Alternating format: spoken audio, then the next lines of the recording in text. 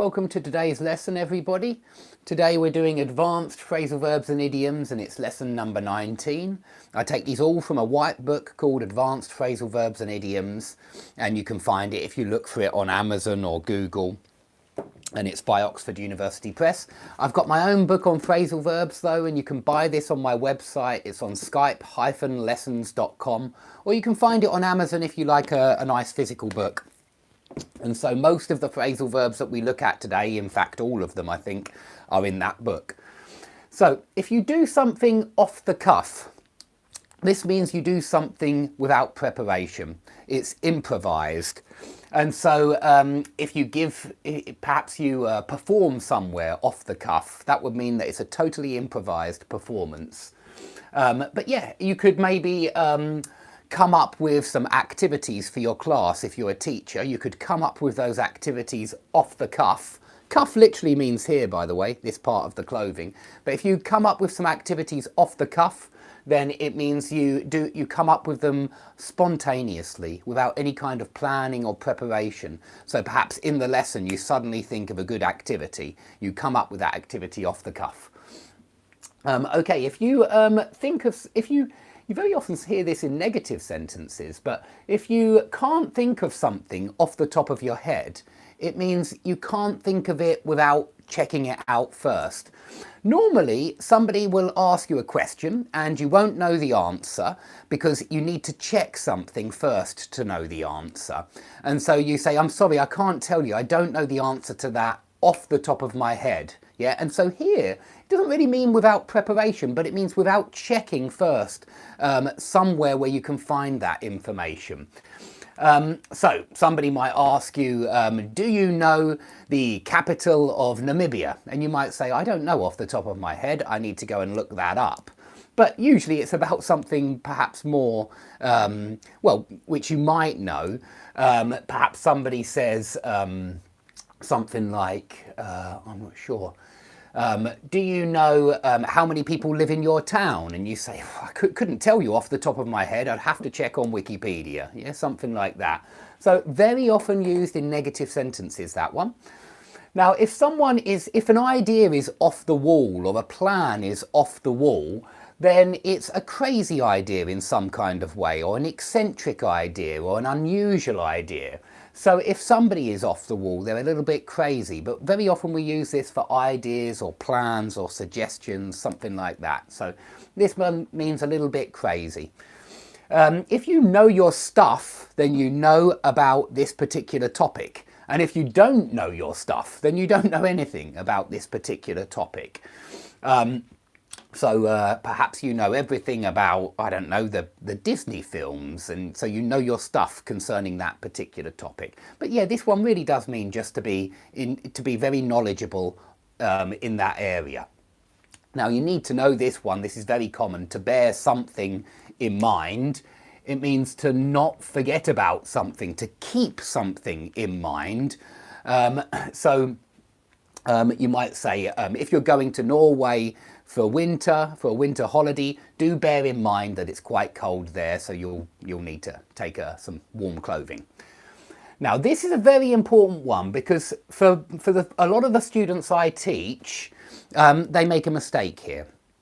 A lot of the students that I teach say to press on somebody, and it's totally wrong. We don't have any kind of expression to press on somebody. You can pressure somebody to do something, but more often you hear you can put pressure on somebody to do something. And this is when you try to force somebody to do something, using some kind of leverage. Yeah, using some kind of advantage that you have, you put pressure on that person to do what you want. So for the Russian students out there, this is davit. I think that this is the way we say davit. It's not to press. It's a very common mistake. Okay, leak out is a phrasal verb, and yeah, I'm pretty sure it's in that book down there. Now, when news leaks out or information leaks out, This is usually secret information, information that shouldn't have been revealed. And so when secrets leak out, information leaks out, it's usually some kind of informer has gone to the press and has a whistleblower, we call them. Very often a whistleblower like Julian Assange or someone like that, Edward Snowden, will reveal some kind of secret, and so the secrets leak out. They leak out to the press.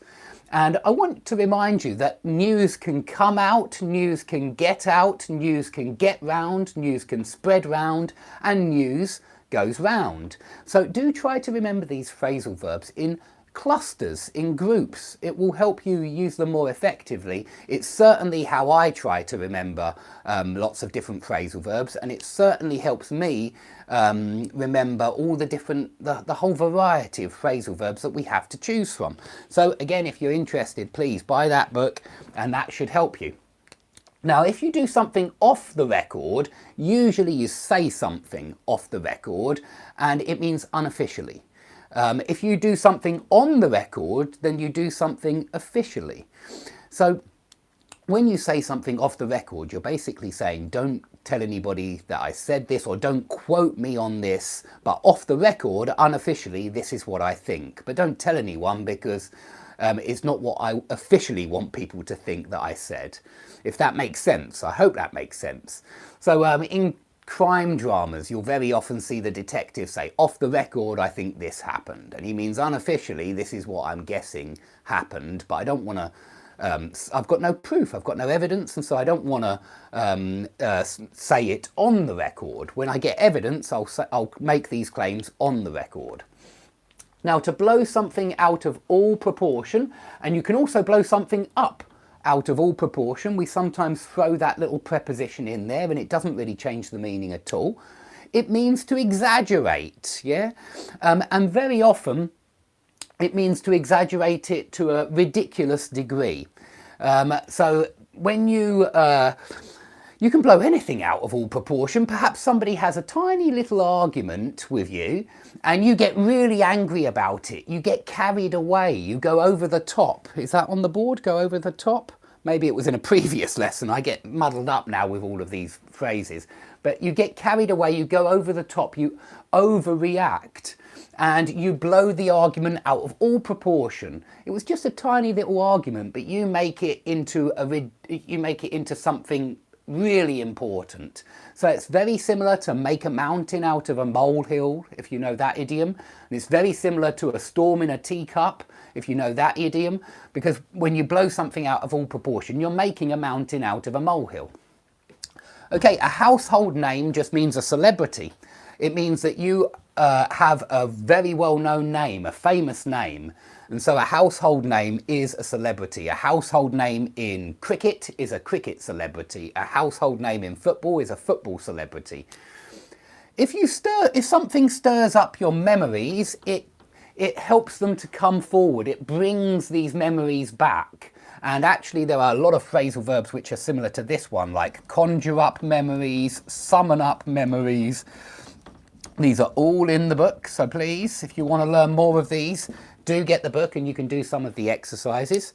But yeah, very often this is used with memories, and something stirs up your memories, it brings those memories back. So you might say the smell of paint stirs up memories of my childhood, something like that. But this does have a second meaning, and the second meaning is more concerned with anger, resentment, controversy, or controversy, however you want to pronounce that word. So if your comments stir up controversy, or your comments stir up anger, or your comments stir up resentment, it means they cause resentment amongst a large group of people. So the media usually stirs up anger, resentment, controversy. It's what the media does, yeah? The newspapers are there to stir you up. They're there to make you angry. There is actually a rude word in English. I don't think anyone out there is going to mind if I say it, a shit stirrer. And it means somebody who stirs up trouble among everybody else, somebody who likes to get people angry and fighting. So it's a very negative term. But I think of that particular noun when I think of stir something up, when I think of stirring anger up or resentment up. It's very often what politicians and the media do. Okay, if something casts doubt on something, I think that this is the mirror opposite of something sheds light on something. Well, or they're very almost antonyms, because if something casts doubt on something, it makes it unlikely. Yeah, if something casts doubt on something, it makes it unlikely to be the case, unlikely to be true. If something sheds light on something, it reveals information about it. It lets us know more about it. Okay, so I don't know, you might say the results of this experiment will shed some light on the solar wind. Yeah, if the experiment is to find out more information about the solar wind, you might say the experiment will shed light on the solar wind, the nature of the solar wind, how it works. But you could also say the results of the experiment cast doubt on the way that we modelled the solar wind, yeah, or the results of the experiment cast doubt on our understanding of the solar wind, yeah, and it makes it seem like our model is incorrect in some way. It makes it doubtful that our model is correct. Now, to blow over is a good phrasal verb. Again, it's in the book. If there's a big fight or argument or row or some kind of big conflict, you might say, let's hope that everything will blow over the course of the next few weeks. And when you're waiting for everything to blow over, you're waiting for everything to calm down, to settle down. There are two other good phrasal verbs here, calm down and settle down. You're waiting for the situation to settle down, to calm down, to blow over, for everybody to calm down so there's no more conflict. So when things blow over, the conflict disappears. Now, if you want to stamp something out, this is usually when an authority, some kind of authority, gets rid of some kind of crime or misbehaviour. So you might say the authorities want to stamp out pickpocketing in the city centre, but it might be something else, yeah? And so do remember, come down on something, crack down on something, clamp down on something, because these three phrasal verbs are very similar to stamp something out. This would mean eradicate, and these three, completely get rid of, eradicate, and these three mean get tougher on, become stricter on some particular crime. So if you clamp down on pickpockets, you get tougher on them, you give them harsher sentences, you give them more severe punishments for their crimes. Okay, to bear the brunt of something.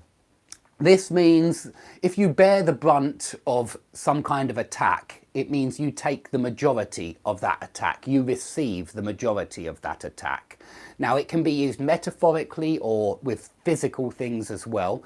Very often you'll see it with the military, yeah? If a certain military unit bore the brunt of the enemy fire, that means that they took most of the bullets and artillery shells, they landed right on them. They bore the brunt of the attack.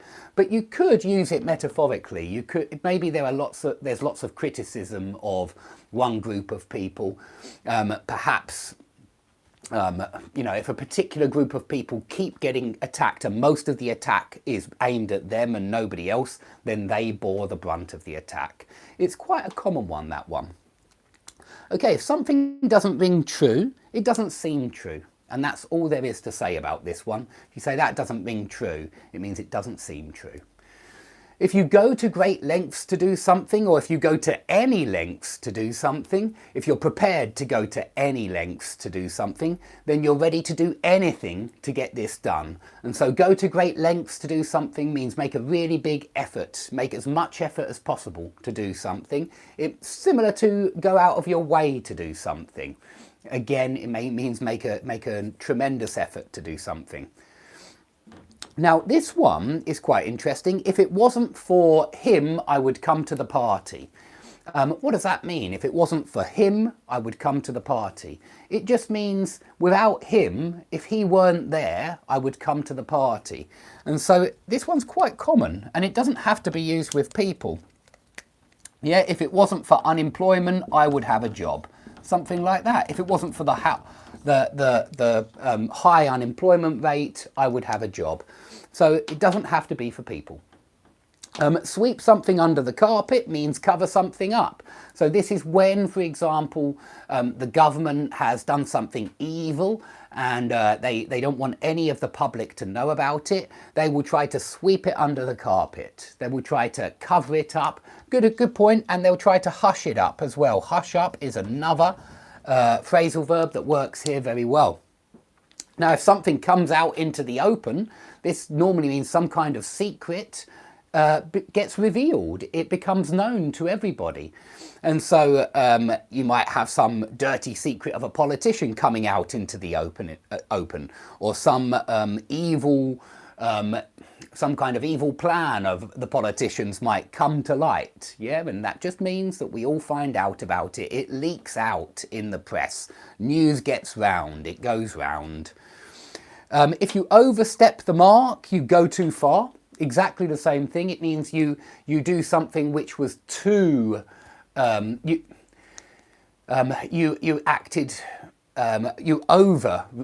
overreacted in some kind of way when it's not necessarily a reaction. So it means you do something to too much of an extent. So for example, what kind of behavior can overstep the mark? I can't think of any good examples today. I'm not sure why. I'm not quite as imaginative as perhaps on other lessons. But yeah, perhaps you overstep the mark by, I don't know, you might be arguing with someone and then you punch them. That's overstepping the mark. That was unnecessary. You didn't need to get physical, yeah? So you overstepped the mark. You went too far. Or perhaps you're talking to your boss and you call him a really nasty word. You overstep the mark. You go too far. You swore at your boss. You shouldn't have done that. You insulted him. Okay, and if you come out against something or speak out against something, this means publicly oppose. You oppose some kind of idea and you come out in public and say, I am against that. So if you speak out against a rise in taxes, then yeah, you're against any kind of taxes being raised. Okay, I hope that's all clear. If any of you are interested in learning more about phrasal verbs, please, you can get this book on Amazon. Visual Phrasal Verbs is the name, but you can also buy it on my website, which is skype-lessons.com, like this, skype-lessons.com. But I'll probably put a link, if I remember, under the video. Okay, thanks everybody for watching. Please, if you've enjoyed the video, like and subscribe, and I hope to see you all soon.